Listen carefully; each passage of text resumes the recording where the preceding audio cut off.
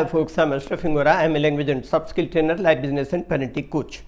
Ashraf the mover and shaker में marvellous memory part 4 का हम अध्ययन करेंगे।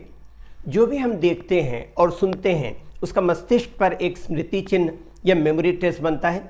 यह स्मृति चिन्ह कितना हल्का है या कितना गाढ़ा है इस पर हमारी मेमोरी निर्भर करती है और उस चीज़ के प्रति हमारे इंटरेस्ट पर और उस चीज़ का ब्रेन पर पड़ने वाले प्रभाव पर हमारी मेमोरी निर्भर करती है। जिस घर में हम बरसों से रहते हैं वहाँ फर्स्ट फ्लोर में जाने के लिए कितनी सीढ़ियाँ हैं, हमारे घर के कमरे में कितनी खिड़कियाँ हैं, हम जिस व्यक्ति से घंटों बातें करते हैं और उसके चले जाने के बाद कोई पूछे कि कौन से कलर का पैंट शर्ट या शलवार कुर्ता पहना हुआ था या पहनी हुई थी, ये बताना मुश्किल हो जाता है। लेकिन अगर उसने कोई पेक्यूलियर या वियर्ड अर्थात अजीब सा ड्रेस पहना हो तो ज़रूर याद रहता है। आप रोज़ शर्ट पहनते हैं, कोई आपसे पूछे कि आपके शर्ट में कितने बटन हैं, आपकी गाड़ी का नंबर क्या है, तो हमको बताना मुश्किल हो जाता है। यही वजह है कि हमें देखी हुई चीज़ें और सुनी हुई बातें लंबे समय तक याद नहीं रहती। फॉरगेटिंग कर्व जो आपके सामने है, इससे पता चलता है कि 1 घंटे में व्यक्ति उसे दी हुई इंफॉर्मेशन का 40 से 50% भूल जाता है, 24 घंटे में 70% के आसपास और 1 हफ्ते में 90% के आसपास भूल जाता है।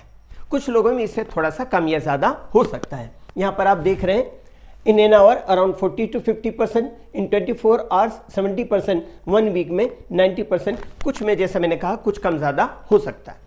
कुछ लोग भूलने को फेल्योर ऑफ मेमोरी मानते हैं, जबकि न्यूरो साइंटिस्ट इसे natural, adaptive and even desirable activity मानते हैं।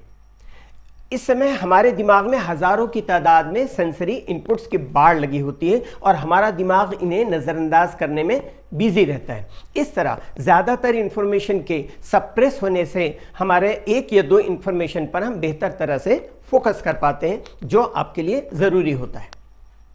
इस सच्चाई से भी इनकार नहीं किया जा सकता कि कंसंट्रेशन के लिए उस चीज़ के प्रति हमारी रुचि या हमारा इंटरेस्ट भी होना चाहिए। हालांकि कभी कभी ये भी हो सकता है कि आपका उस चीज़ के प्रति इंटरेस्ट ना हो क्योंकि वो चीज़ आपको समझ में ना आ रही हो या उस चीज़ के महत्व का आपको अंदाज़ा ना हो। ये मानव स्वभाव होता है कि जो चीज़ उसे कठिन लगती है या उसे समझ में नहीं आती वो उसे अवॉइड करता है, लेकिन जैसे जैसे उसे समझने लगता है उसके मन में उस चीज़ के प्रति रुचि बढ़ने लगती है और फिर वह उस चीज़ को आसानी से करने भी लग जाता है। जैसे ज़्यादातर स्टूडेंट्स मैथमेटिक्स का हुआ या बगबियर समझते हैं क्योंकि वो उन्हें कठिन लगता है या समझ में नहीं आता, लेकिन अगर उन्हें ठीक से गाइड किया जाए तो वही सब्जेक्ट उन्हें आसान और इंटरेस्टिंग लगने लगता है। और आपको पता ही है कि मैथमेटिक्स एक ऐसा सब्जेक्ट है जिसमें आप 100/100 भी आसानी से ला सकते हैं। एक पति पत्नी मूवी देखने गए, हस्बैंड एंड वाइफ। मूवी खत्म होने के बाद लौटते समय पत्नी ने पति से कहा था, सुनो तो जी, माधुरी दीक्षित ने कान में कितना बढ़िया ईयरिंग पहना था ना। पति को यह भी नहीं मालूम कि माधुरी दीक्षित ने कोई ईयरिंग पहना हुआ था। क्यों? अपना अपना इंटरेस्ट। कहा जाता है कि necessity makes a man inventive. कभी कभी हमें जिस चीज़ में इंटरेस्ट नहीं होता, लेकिन अगर वो चीज़ हमें सर्वाइवल के लिए ज़रूरी हो तो उस चीज़ में इंटरेस्ट पैदा करने के लिए हमें खुद को फोर्स करना पड़ता है। जैसे आपको मेडिकल एग्जामिनेशन देना है, मेडिकल फील्ड में इंटरेस्ट है, आपको मेडिकल एग्जामिनेशन देना है, लेकिन आप फिजिक्स में आपको इंटरेस्ट नहीं है, तो आपको खुद को फिजिक्स पढ़ने के लिए फोर्स करना होगा ताकि ओवरऑल मार्क्स आपके इतने हो कि आपका मेडिकल में सिलेक्शन हो सके। उसी तरह संगीत के क्षेत्र में भी होता है। शुरू शुरू में स्टूडेंट्स को इंटरेस्ट नहीं आता, वो चाहे वो इंस्ट्रूमेंट बजाए तो खास करके गायन में तो और नहीं, सारे उनको लगता है यार ये क्या है, एकदम स्लो मोशन पे बोरिंग है, मोनोटोनस लगता है। लेकिन जैसे जैसे उन्हें सुरों का ज्ञान होने लगता है, वो सुर को समझने लगते हैं, तो वही चीज़ उन्हें आसान भी लगती है और उन्हीं चीज़ों में उनको इंटरेस्ट भी आता है। अब मैं आपके ऑब्जर्वेशन का एक टेस्ट लेता हूँ। मुझे बताइएगा, मैं अभी स्क्रीन पर आपको दिखा रहा हूँ, मुझे बताइएगा कि इसमें कितने स्क्वायर्स हैं, कितने स्क्वायर्स हैं। जाहिर है देख करके 1 2 3 4 1 2 3 4 कोई भी कितना बोलेगा? 16 स्क्वायर्स है। ये तो कोई भी बता सकता है। थोड़ा सा गौर करें। जब आप गौर करेंगे तो आपको लगेगा नहीं यार 16 नहीं बल्कि 17 है, क्योंकि ये बाहर का इसको भी अगर काउंट करें तो कितना हो गया? 17 हो गया, है ना। ये आप देखिए 17 स्क्वायर हो गया। और अगर आप गौर करेंगे तो आपको पता चलेगा 17 नहीं बल्कि 18 है। यहां आप देखिएगा ये एक स्क्वायर और हो गया, 18 हुआ।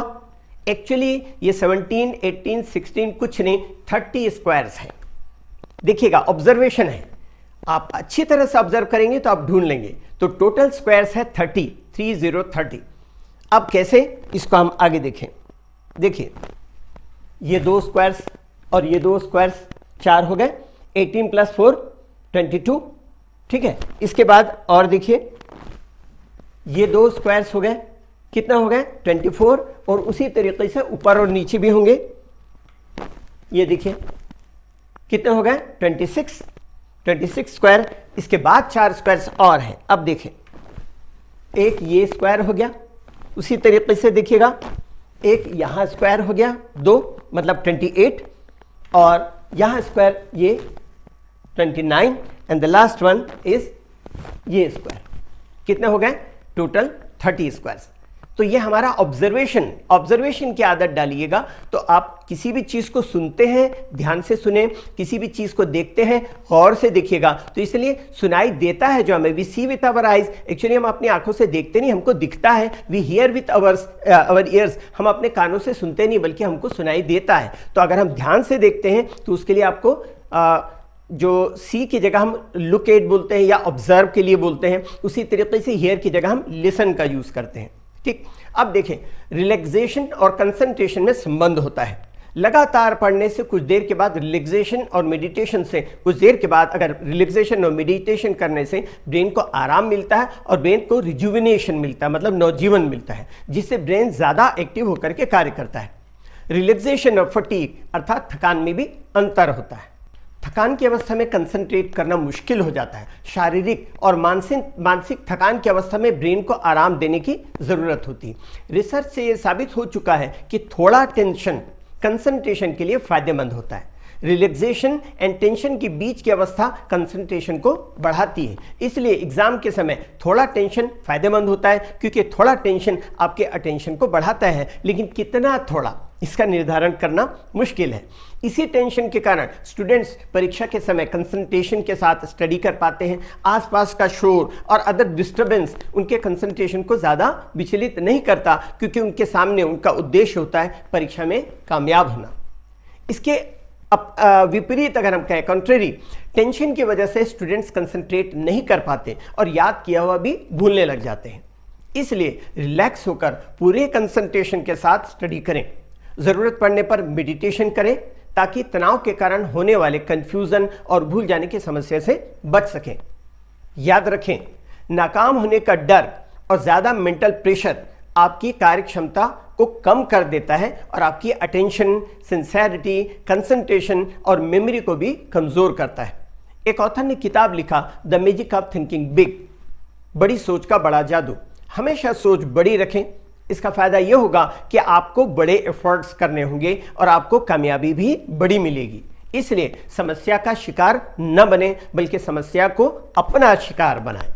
इंग्लिश के लिए आप मेरे channel English breakfast with Ashraf and soft skill के लिए Ashraf the mover and shaker को लाइक, शेयर एंड सब्सक्राइब करें। कमेंट सेक्शन में कमेंट करें, बेल आइकॉन प्रेस करें और मेरी बुक जरूर पढ़ें। Thanks for watching.